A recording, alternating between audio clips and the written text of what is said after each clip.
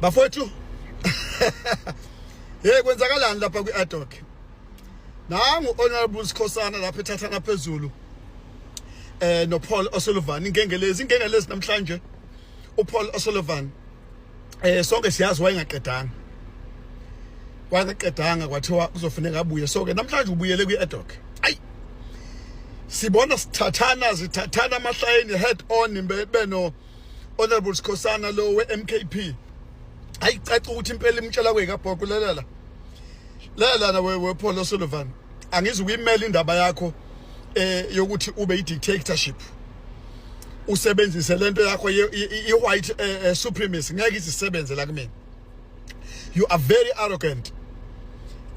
Ufuna ukuthi kuphendula imibuzo ngendlela ethandwa wena. That is not going to happen with me. Ay zathathana lapha impela ngasho ngathi ya engathi namhlanje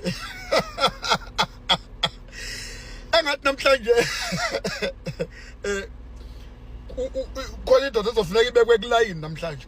Usaqayileke umnumzana uHonorable Sikhosana lapha uMKP ukuthi aqondise umnumzana Paul O'Sullivan.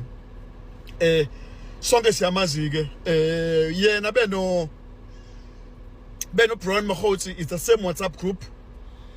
Bayinto eyodwa nje straight yimpimpi. Kahle ngokwami mangabe ngimbheka uPaul O'Sullivan.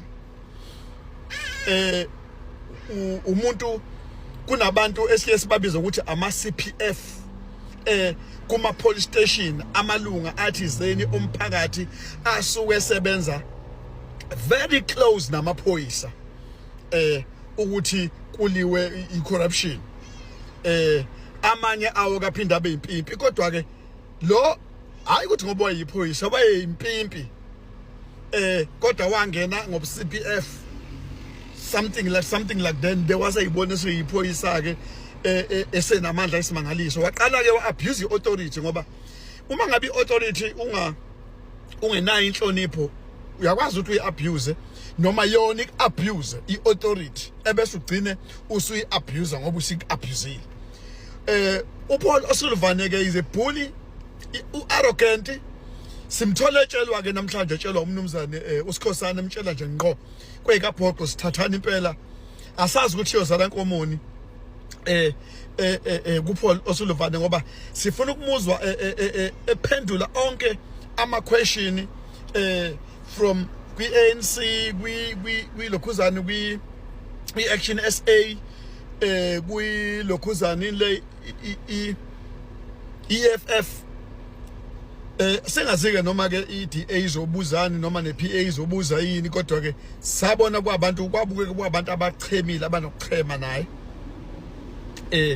so ke lapha kumadlanga namhlanje khona uNtombazane lona sengikhohliwe isibongo sakhe ukuthi ubani kodwa uyena umuntu obenzelela kakhulu ekusebenzeni kuno Julius okusebenzeni kuka Julius Mkhwanazi uyena khona lapha esisinqumo futhi esigcina esithathiwe ke kumadlanga commission yilesi sokuthi sekunezincwadi ezifika njalo kodokotela kuthiwa abantu bayagula ama sick note kanjalo kwase kuthiwa njengamanje into esizokwenzeka udokotela uma ukuthi ubhale incwadi yokuthi umuntu uyagula sebezombiza lo dokotela azofakaza ngempela ukuthi lo muntu uhambe uhlole kuphi kanjani ukuthi azamenzele i-sick note ngoba phela i-sick note siyazi sonke ukuthi into ongayithenga nje ngemali ongayithenga ngayo ubhalelwe yona.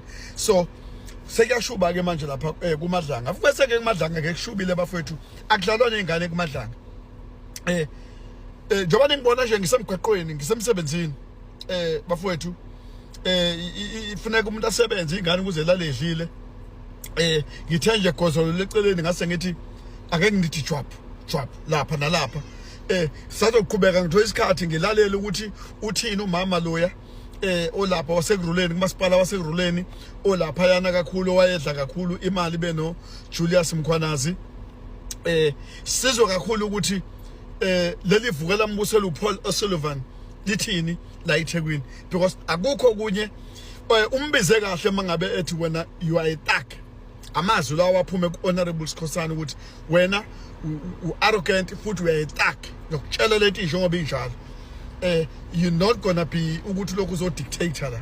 Stop this nonsense of being a dictatorship.